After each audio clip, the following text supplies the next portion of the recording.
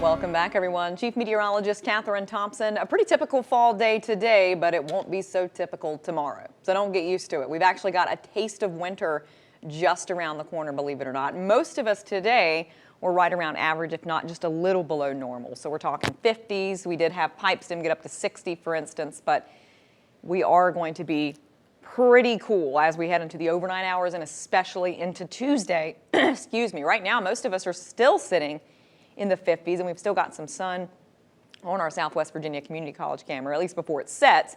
But you can see in the background we've got some high, thin clouds building in.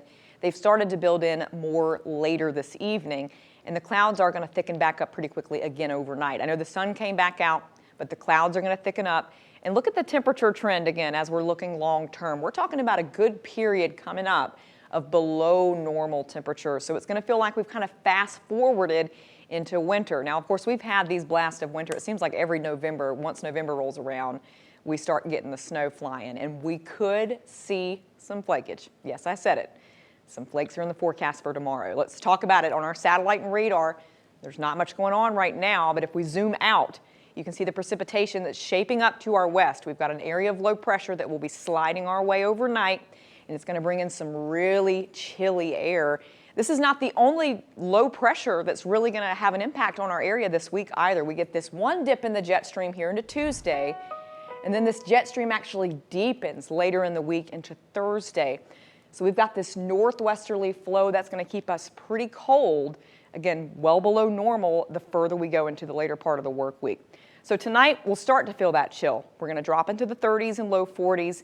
We are not going to warm up very much tomorrow. You're looking at our highs. Upper 30s, low 40s at best, and we're going to be wet too. Low pressure will bring in some rain showers. We'll start to see a few overnight, and then we could see some flakes mix in, mainly at the high elevations. So let's take a close look. Here's the cloud cover building in mainly after midnight tonight, and then waking up we'll see some rain. Could see some heavier downpours. Most of us just seeing that cold rain because most of us are above freezing. But you go up, especially up above 3,000, 4,000 feet, you're going to be cold enough for some snow, especially western Greenbrier, Pocahontas counties. Could see some flakes in Burke's Garden, higher elevations through Flat Top as well mixing in. I don't think we're talking about significant accumulations, but we could at least have a dusting on the grass at some of those high spots.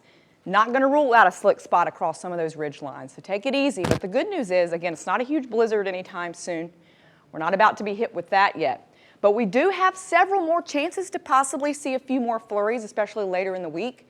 This Thursday, we stay pretty chilly, at least for the first part of the weekend. A reminder, too, the clocks go back an hour early Sunday morning. It's already that time. Yes, it certainly is. And speaking of more winter weather, a La Nina advisory is being issued for this coming winter season. So what does that mean for us? Well, meteorologist Catherine Maxwell explains in this edition of Meteor.